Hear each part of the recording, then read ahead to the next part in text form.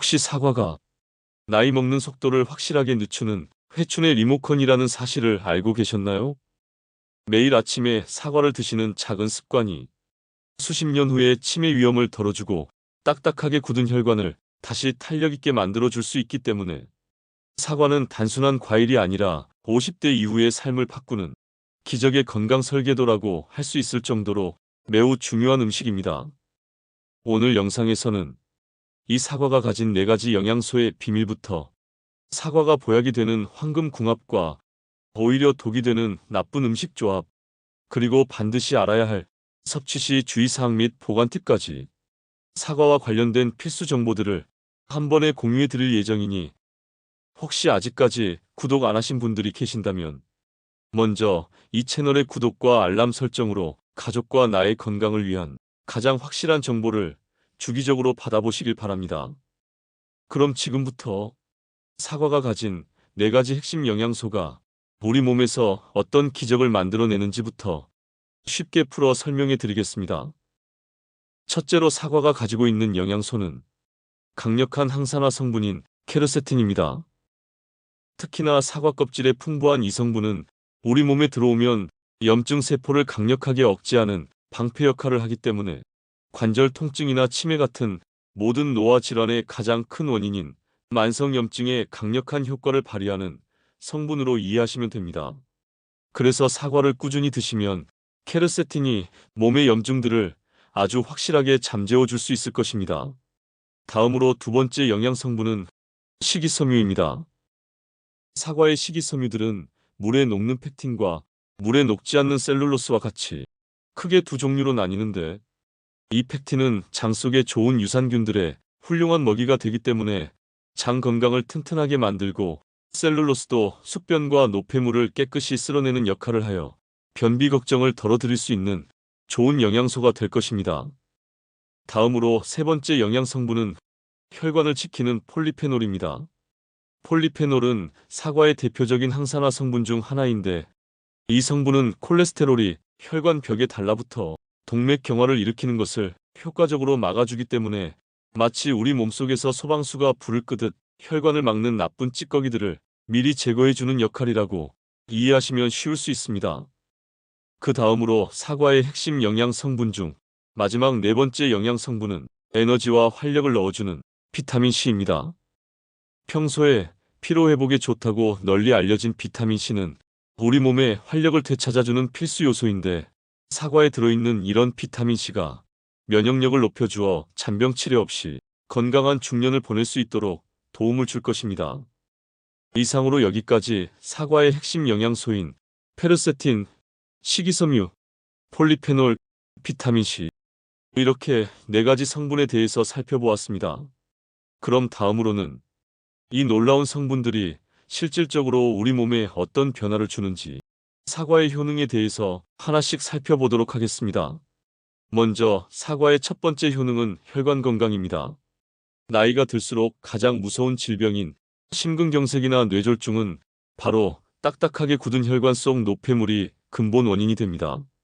하지만 사과 속의 펙틴과 폴리페놀은 혈액 속의 나쁜 LDL 콜레스테롤을 마치 끈끈이처럼 흡착해서 몸 밖으로 배출하는 역할을 하여 혈관 탄력을 회복시켜주는 역할을 하는데, 이로 인해 혈액순환이 원활해지면 머리가 맑아지고 가슴이 답답해지는 것이 사라지면서 다시 힘차게 활력이 넘치는 하루를 시작할 수 있을 것입니다. 다음, 사과의 2번째 효능은 당뇨 관리입니다. 평소에 밥을 먹어도 왠지 모르게 허기가 치고 손발이 저릿저릿한 불편함을 겪고 계시다면 혈당 관리에 주의가 의심이 되는데요. 혈당이 급격하게 오르내리면 우리 췌장이 끊임없이 인슐린을 분비해야 하기 때문에 우리 몸이 쉽게 지쳐버리게 되는 것입니다.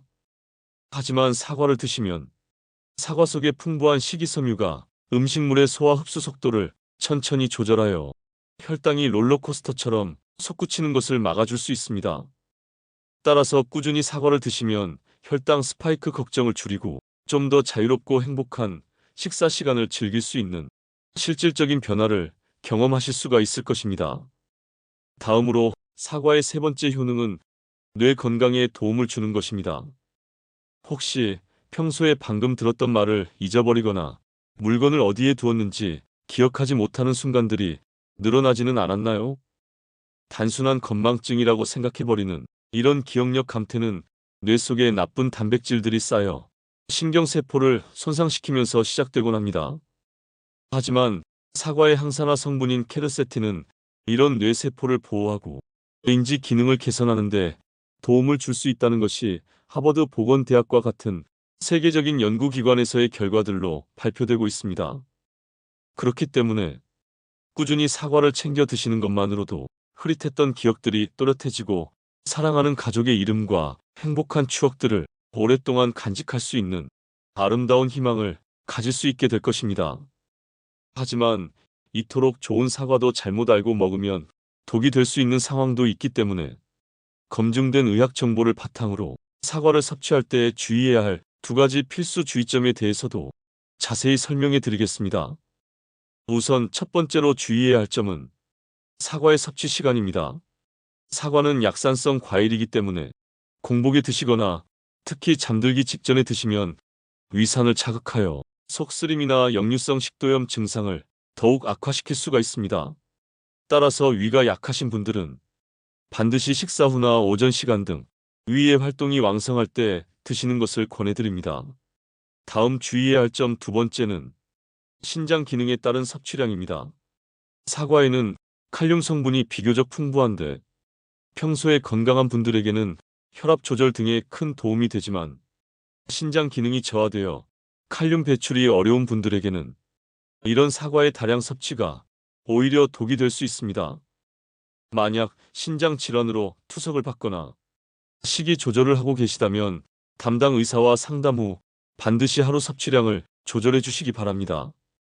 이상으로 여기까지는 사과를 섭취할 때 주의해야 하는 점들을 살펴보았습니다.